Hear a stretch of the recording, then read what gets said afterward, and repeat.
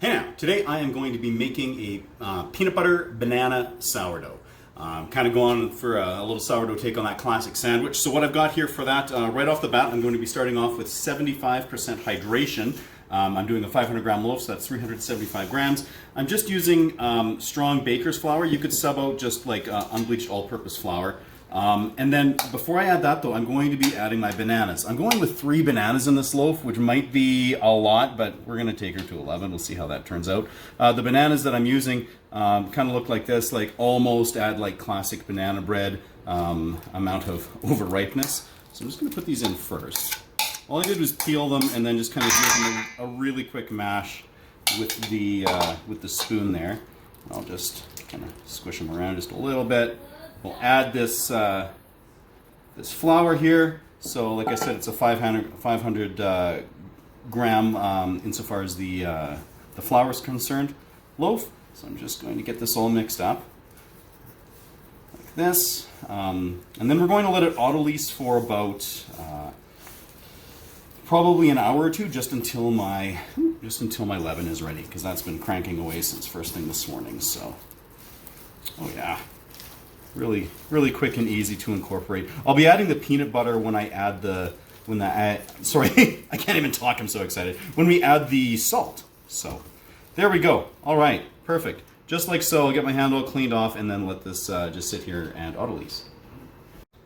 All right, so we've had a couple of hours of autolyze and just opening up this dough here. It smells super banana-y, which is awesome. My leaven here is definitely ready to rock. If you want to check out my video on how I like to make my leaven, by all means, go ahead and check that out. So I'm going to be adding 25% leaven, which in this case is 125 grams. Again, going off the 500 grams dough, or the flour that's in the dough. Oh, just have a little too much in there. Perfect. All right. There we go. So now I'm just going to quickly moisten my hands here with some filtered water. And I'm just going to work this all in. This is super moist. I'm glad I didn't go with a higher hydration dough. I wasn't sure what the bananas were going to do. This is the first time I've worked with bananas in a sourdough. But they definitely leached a lot of moisture. So I'm just going to mix this for a few minutes, and then I'm going to get it covered back up with plastic and give it 30 minutes, and then we'll add the salt and the peanut butter. All right, so after the 30 minutes there, it's time to add the salt. So I'm going with just 7 grams of salt in this, so it'd be not quite the 1.8% that I normally use. I forgot to run the calculation on that, but I will do that for the video description. And then I'm going to be adding, this is 200 grams of just smooth peanut butter to it. So that works out to like 40% peanut butter, which is awesome, because I'm hoping to get like some nice, obviously nuttiness and sweetness and stuff like that out of it. But anyway, let's see how much of a disaster this is. This is really, really a high hydration dough.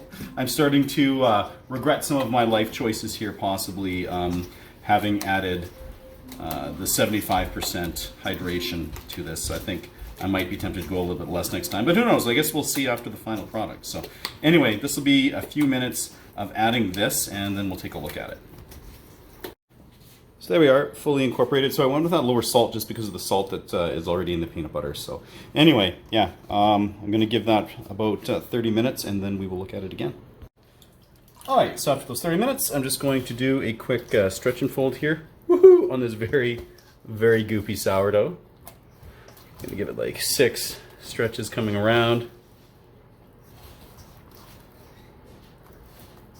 There we go. All right, so now I'm just going to cover it back up, give it another 30 minutes. All right, so now I'm just going to do the first of what will probably be at least 3 coil folds, just based on how wet this dough is and my desire to try to build some strength here and tension in it. So there we go. Perfect. And yeah, I'm just going to cover it up, and then I'll do these every 30 minutes until it's ready to go. All right, so I've done 3 coil folds, half an hour apart. And this is still a really wet dough. I'm gonna pop it out here and do a little pre-shaping, if I can. This is just a soupy disaster right now. Something tells me this is either going to be an amazing bread or a complete nightmare. So I'm just going to get this shaped up a little bit better here, hopefully. Maybe. Oh man. Yeah. All right. I'm going to keep playing with this here for a second, and then I'm going to let it sit for a few minutes, and then we'll try and do a final shaping and get it in a basket. All right, so I couldn't really get it any more tight than this. Again, this might be a hydration issue combined with so much of that banana in there. So I think what I'm going to do is just get it into my lined banneton here, and then get it into the fridge, let it sit overnight. As part of that whole process, though, I think dealing with this in the morning is going to be quite a bit easier because this all that peanut butter should kind of firm up and set. So I think the actual flopping out into the cast iron tomorrow might work a little bit better, but hey, we'll see. All right, here we are, morning of the bake. You can see it's a little bit firmer than it was last night, which is awesome. I'm still going to try to be fairly quick about getting this thing all into the oven. Whew, super glad I used that liner. A little bit of rice flour on there. Just score it quickly. I've got the cast iron in the oven preheated at 500 degrees, and as soon as I pop this into here, I'm going to lower the temperature to 440, and we're going to give it half an hour at that temperature. All right, so it's been that half an hour now.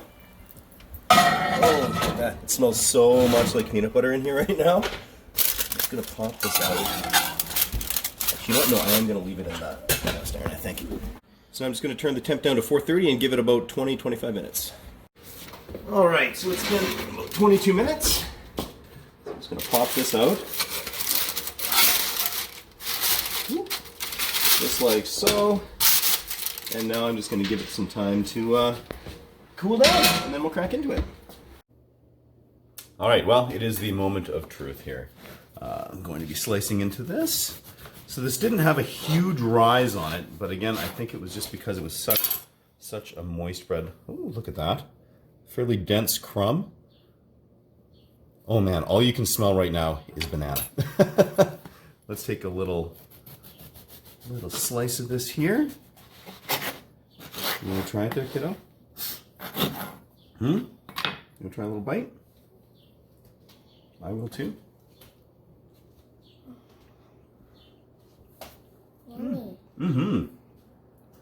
So it's definitely really nutty from that peanut butter. It's extremely moist still. I think that the whole banana situation that added a whole ton of extra moisture to it would make it so that next time I would probably drop that original hydration down to 65%. Might have been just a little bit easier to work with, but flavor spot on, lots of banana, lots of peanut butter, which is exactly what we were going for. So till next time, keep her at 11.